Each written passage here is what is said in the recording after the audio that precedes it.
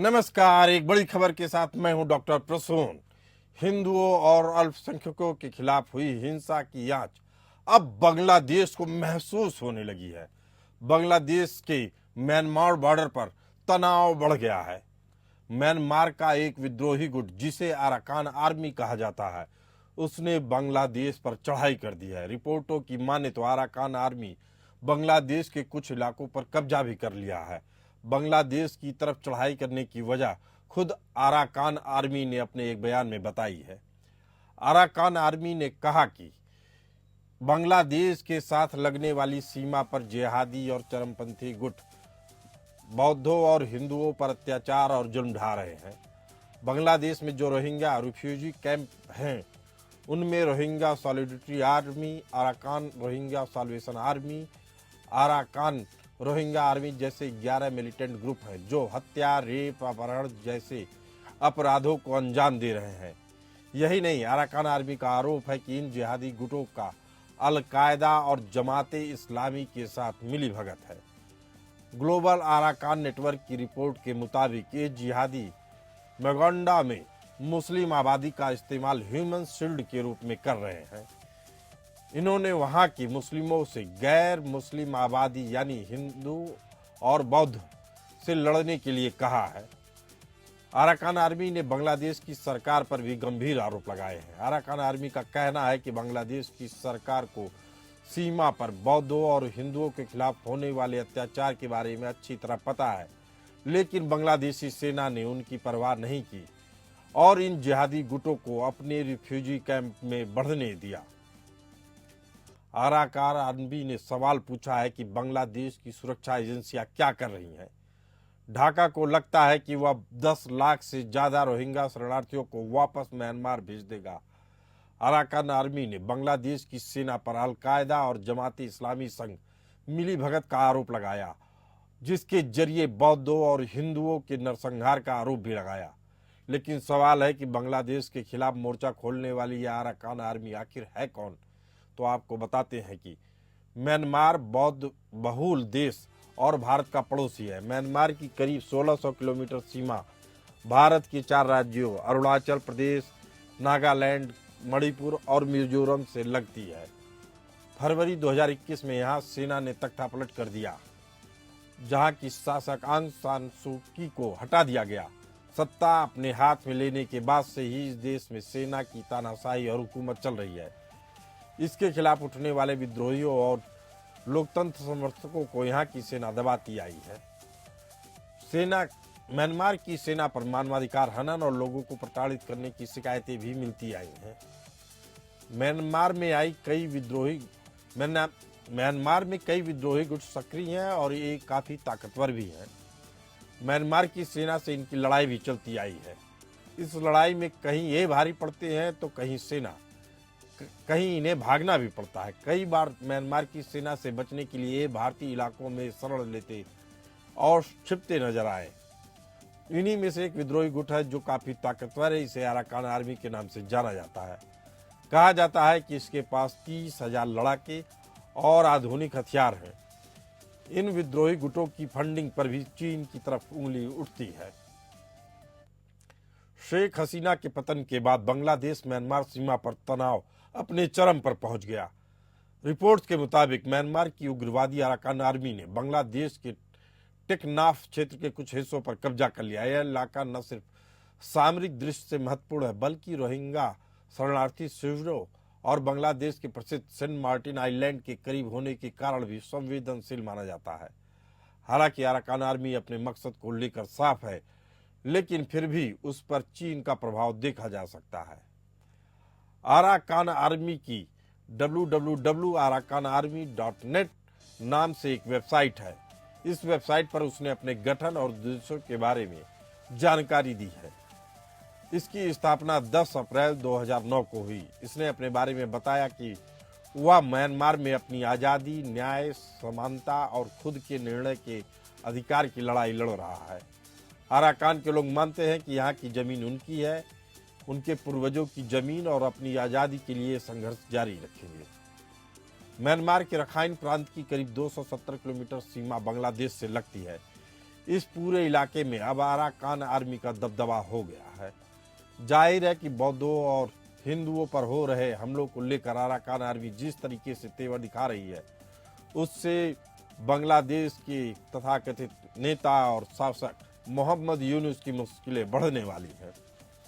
Arakan मामले में कहीं न कहीं यह एक चीनी एंगल भी है, क्योंकि चीन कभी भी नहीं चाहेगा कि उसके पड़ोस में बांग्लादेश एक अमेरिकी कॉलोनी बने। ऐसे में चीन अब बांग्लादेश की सीमा को अराकान आर्मी के जरिए सुलझा रहा है। अराकान सेना ने नफ नदी के पार आवाजाही को प्रतिबंधित कर दिया। अराकान सेना ने दावा किया कि पुलिस और म्यांमार सेना से संबंध स्थानीय मुसलमान बांग्लादेश भागने की कोशिश कर रहे हैं। हालांकि म्यांमार के हालात गृह युद्ध की तरह हैं। म्यांमार के गृह युद्ध में मिलिट्री प्रशासन के खिलाफ 3 गुटों का एक गठबंधन है। यह गठबंधन देश के अलग अलग इलाकों में कब्जा कर चुका है। इस गठबंधन में Myanmar national democratic alliance army यानी MNDAA और दूसरा तांग नेशनल लिबरेशन आर्मी और अराकान आर्मी है। म्यांमार में रखाइन समुदाय के सदस्यों में 2009 में अराकान आर्मी का गठन किया, जिसका नेतृत्व पूर्व छात्र एक्टिविस्ट त्वान मरात नाइंग ने किया। वह उत्तरी म्यांमार में कचिन इंडिपेंडेंस आर्मी यानी KIA के साथ शरण चाहते हैं। शुरुआत में इस समूह का मकसद रखाइन में एक स्वायत्त सरकार की थी, जो केंद्र की सरकार के अधिकारों की मांग के लिए हथियार उठा चुकी। लेकिन अब म्यांमार की सेना जुंटा ने सरकार का तख्ता पलट कर दिया। तब से अराकान आर्मी इसके खिलाफ मोर्चा खोले हुए है। बांग्लादेश म्यांमार सीमा पर संकट रोहिंग्या शरणार्थियों के मुद्दे से भी जुड़ा हुआ है। अराकान आर्मी का आरोप है कि रोहिंग्या शरणार्थी शिविरों में कट्टरपंथी संगठन रोहिंग्या सॉलिडेरिटी ऑर्गेनाइजेशन और अराकान रोहिंग्या साल्वेशन आर्मी सक्रिय है, जो बांग्लादेश और म्यांमार दोनों के लिए खतरा बन रहे हैं। बांग्लादेश की मौजूदा सरकार पर भारत विरोधी कट्टरपंथी संगठनों को समर्थन देने के आरोप लग रहे हैं। विशेषज्ञों का कहना है कि भारत के साथ बढ़ती दूरी का असर बांग्लादेश की आंतरिक और बाहरी सुरक्षा पर भी पड़ रहा है। हालांकि भारत को पूर्वोत्तर राज्यों की सुरक्षा को लेकर बांग्लादेश की अस्थिरता से खतरा हो सकता है। 1971 में युद्ध के दौरान भारतीय सेना की ऐतिहासिक भूमिका को याद करते हुए सेना ने विजय दिवस पर एक कड़ा संदेश जारी किया। इसमें कहा गया कि किसी भी देश की स्वतंत्रता केवल बाहरी जीत से नहीं, बल्कि आंतरिक स्थिरता और एकता से कायम रहती है। इसी मुद्दे पर चर्चा करने के लिए हमारे साथ मौजूद हैं लेफ्टिनेंट कर्नल JS सोढ़ी, रक्षा विशेषज्ञ के तौर पर जुड़ रहे हैं। दूसरा मंजू सेठ, पूर्व राजनयिक। आप दोनों मेहमानों का बहुत बहुत स्वागत है। कर्नल JS सोढ़ी, जो पूरा बॉर्डर बताया जा रहा है, जिसपे अराकान आर्मी की बताई जा रही है कि काफी बढ़त बन चुकी है, बताया जा रहा है वहां से बांग्लादेश की सेना भी गायब हो चुकी है और म्यांमार की भी सेना गायब हो चुकी है। इसके क्या मायने निकाले जाए? जय हिंद प्रसून जी, ये मेरा सौभाग्य कि मैं आपके न्यूज चैनल में विख्यात को पैनलिस्ट के साथ हूं। कोई भी देश जो अपने माइनॉरिटीज या अल्पसंख्यकों को खत्म करने की कोशिश करता है, वो छोटे देशों में टूट जाता है। इसका सबसे बड़ा उदाहरण है पहले विश्व युद्ध के बाद जर्मनी ने यहूदियों को, ये ज्यूज को खत्म करने की कोशिश की, जो कि मात्र 1% थे। नतीजा ये हुआ कि जर्मनी 2 देशों में टूट गया। यही हाल अब बांग्लादेश का हो रहा है। जिस तरह से बांग्लादेश ने अपने माइनॉरिटीज, खास करके हिंदुओं पे 5 अगस्त से लगातार अत्याचार करना शुरू किया है, बल्कि अत्याचार तो दशकों पहले हो गया था। ये अत्याचार अब बांग्लादेश को छोटे देशों में टूटने के कगार पे ले आया है। क्योंकि एक देश की जो स्थिरता होती है वो बाहरी ताकतों से भी और अंदरूनी ताकतों से भी होती है, और जो अस्थिरता, अशांति मोहम्मद यूनुस के सत्ता आने के बाद ज्यादा फैली है, ये आज बांग्लादेश को इस कगार पे ले आया है। Arakan army free brotherhood alliance का एक गुट है, जो कि पिछले 2 साल से लगातार म्यांमार की सेना को ललकार रहा है और म्यांमार की सेना दुखी हो रखी है और इस फ्री ब्रदरहुड अलायंस को हरा नहीं पा रही है। और ऐसे बैकड्रॉप में अराकान आर्मी का बांग्लादेश का 271 किलोमीटर की जमीन पे कब्जा करना ये बांग्लादेश के लिए बहुत चुनौतीपूर्ण बात है। सोढ़ी साहब, आपसे एक बेसिक सवाल पूछना चाहता हूं अपने व्यूअर्स के लिए कि जो A3 ब्रदरहुड की बात की जा रही है, इनके साथ रोहिंग्या सॉलिडेरिटी ऑर्गेनाइजेशन है जो रोहिंग्याओं को दोबारा बसाए जाने की मांग करती है। इसी के साथ अराकान रोहिंग्या साल्वेशन आर्मी का नाम आता है, वह भी इसी तरीके की कुछ मांगों के साथ अपनी भूमिका अपना रही है। अराकान आर्मी है, तो क्या ये लोग रोहिंग्याओं के साथ हैं या रोहिंग्याओं के खिलाफ हैं? प्रसून जी, ये लोग रोहिंग्याओं के साथ हैं और इसके लिए मैं 1 मिनट और चाहूंगा बताने के लिए। देखिए, 1947 में म्यांमार के बड़े नेता थे ऑंग सैन। इन्होंने कहा था अगर बर्मा की, तब म्यांमार को बर्मा कहते थे, कि अगर बर्मा की अनेकता में एकता के साथ खिलवाड़ हुई तो बर्मा ऐसे टूटने के कागार पे आ जाएगा कि वापस आना मुश्किल होगा। मिल्ट्री जुंता ने जब पहली बारी बर्मा में सत्ता ली 1962 में, तब तो उन्होंने लगातार वही किया जिसकी चेतावनी ऑंग सैन ने दी थी। और इसका नतीजा ये हुआ कि जो रोहिंग्या मुसलमान हैं, खासकर बर्मा के राइख्ने प्रांत में, उनके ऊपर उन्होंने अत्याचार करना शुरू किया, जिसकी वजह से रोहिंग्या को अपना राज्य छोड़ना पड़ा और बांग्लादेश और भारत में आना पड़ा। और ये जो चेतावनी ऑंग सैन ने दी थी, आज म्यांमार भी छोटे देशों में टूटने के कागार में। पिछले साल 5 नवंबर को म्यांमार के राष्ट्रपति ने बयान दिया कि जिस तरह से म्यांमार में गृह युद्ध हो रहा है, म्यांमार बहुत जल्द छोटे देशों में टूट जाएगा। लेकिन एक चीज तो साफ है कि अराकान आर्मी ने बांग्लादेश के लिए मुश्किलें खड़ी कर दी हैं। हमारे साथ पूर्व राजनयिक मंजू सेठ जी हैं। ये अराकान आर्मी पर भारत सरकार कितना भरोसा कर सकती है, भारत के लोग कितना भरोसा कर सकते हैं? मंजू सेठ जी।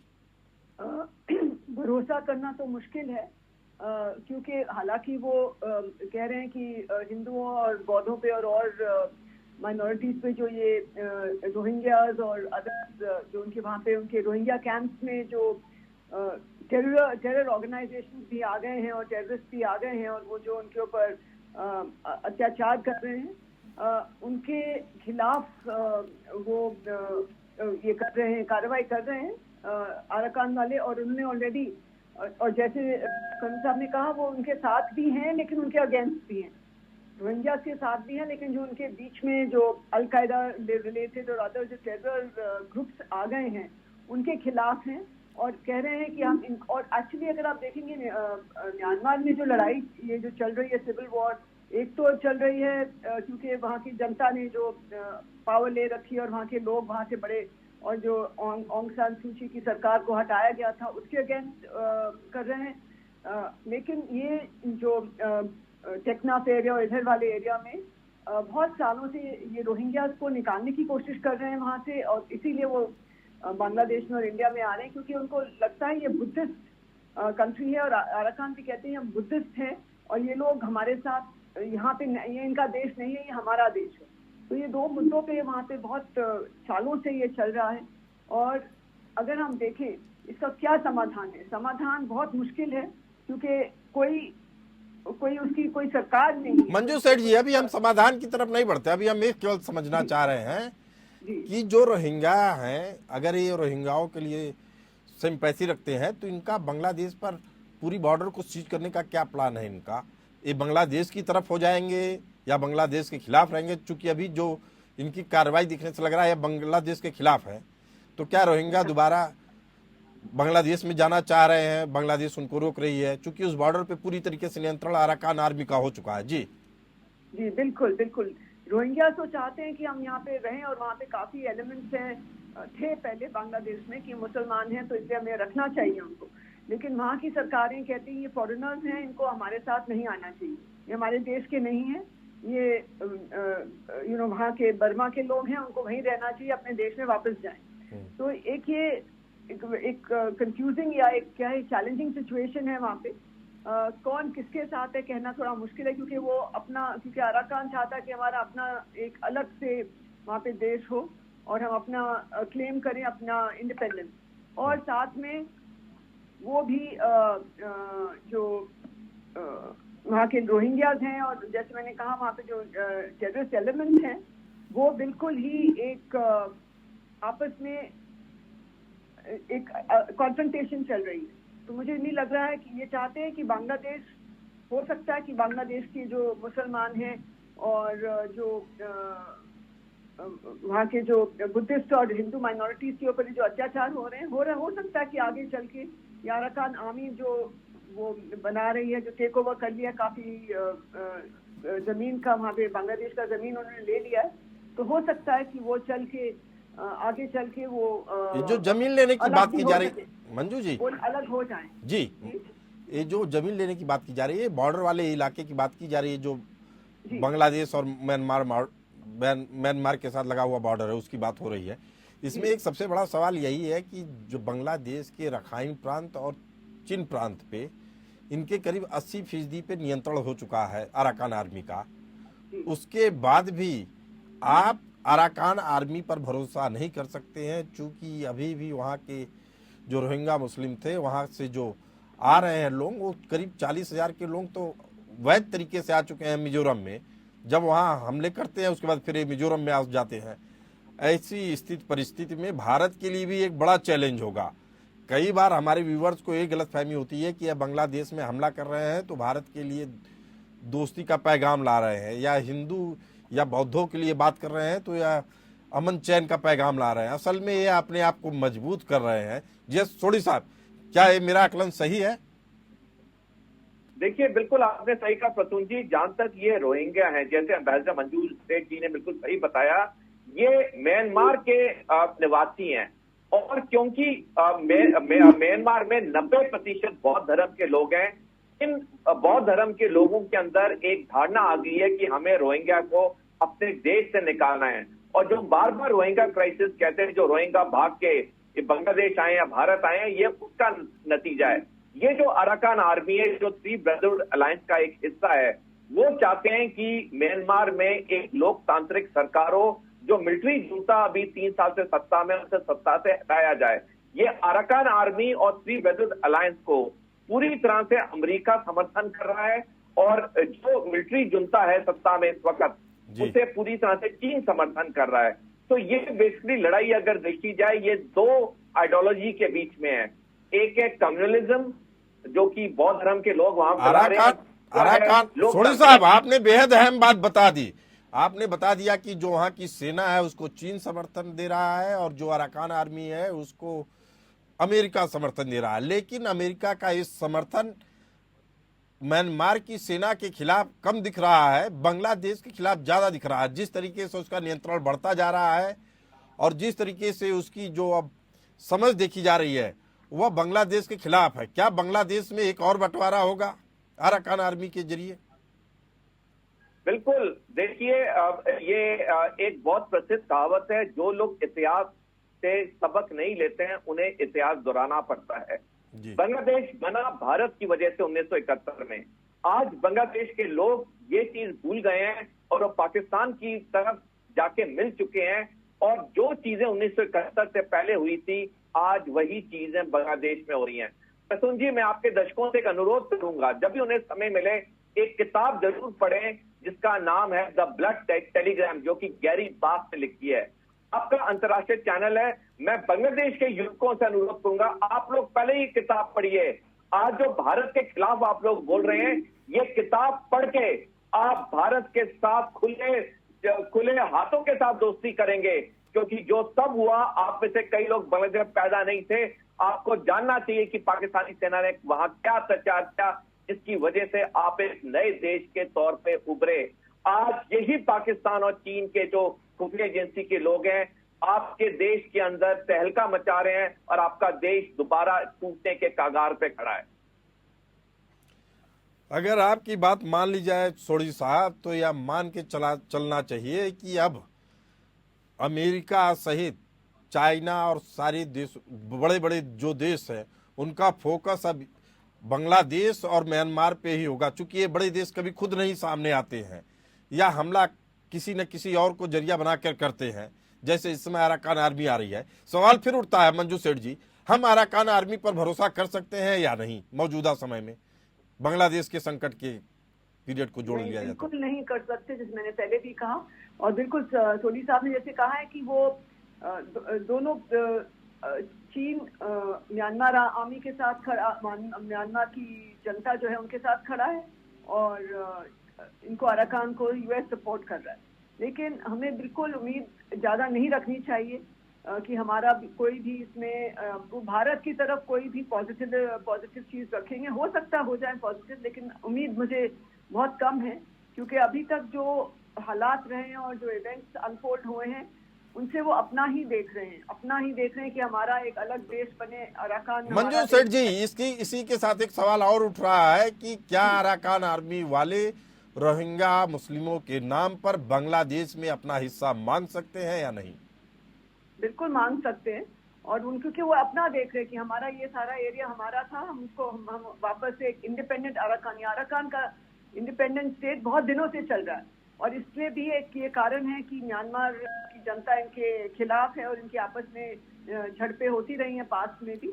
और ये अराकान स्टेट के जो ये कहते हैं अराकान स्टेट अलग एक बना के ही रहेंगे, एस्टैब्लिश करके ही रहेंगे। तो इसलिए ये अपना ही देखेंगे। आई डोंट थिंक वो किसी और की परवाह करने में कोई उनको इंटरेस्ट है।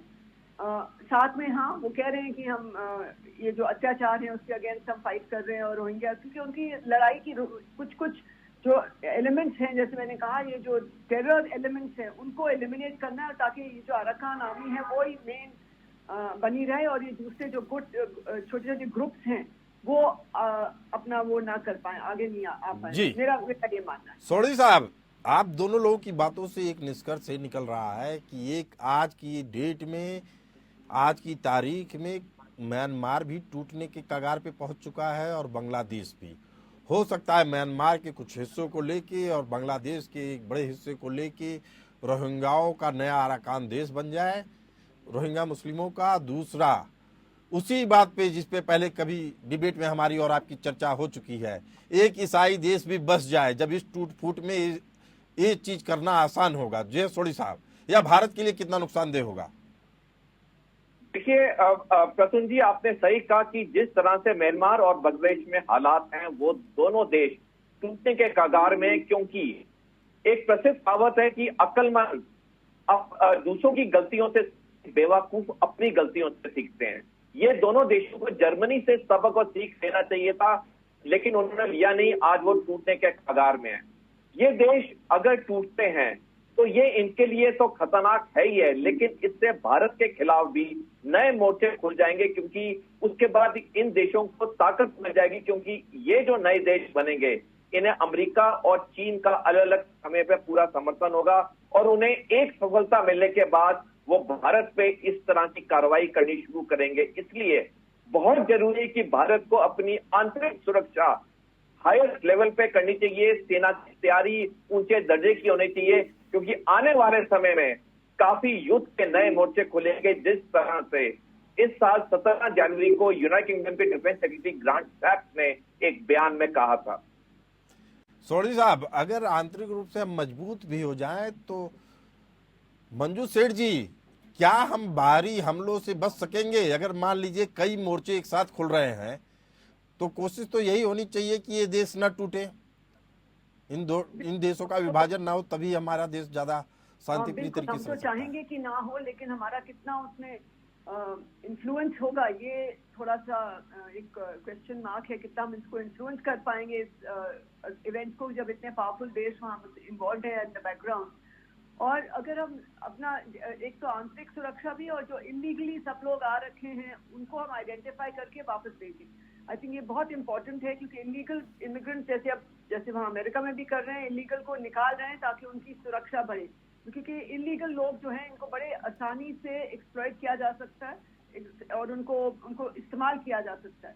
तो इसलिए जितने इलीगली आए हैं हमारे देश में, जहाँ से भी आए हों, म्यांमार से आए हों, चाहे रोहिंग्याज हैं, चाहे बांग्लादेश से हैं, पाकिस्तान से, जहाँ से भी आए हैं इलीगली, हमें सब इलीगल इमिग्रेंट्स जो आते हैं उनको बिल्कुल आइडेंटिफाई करना चाहिए और उनको वापस भेजना चाहिए, तो ताकि हमारी सुरक्षा कॉम्प्रोमाइज ना हो, और हमारे इंटरनल भी और बॉर्डर सिक्योरिटी।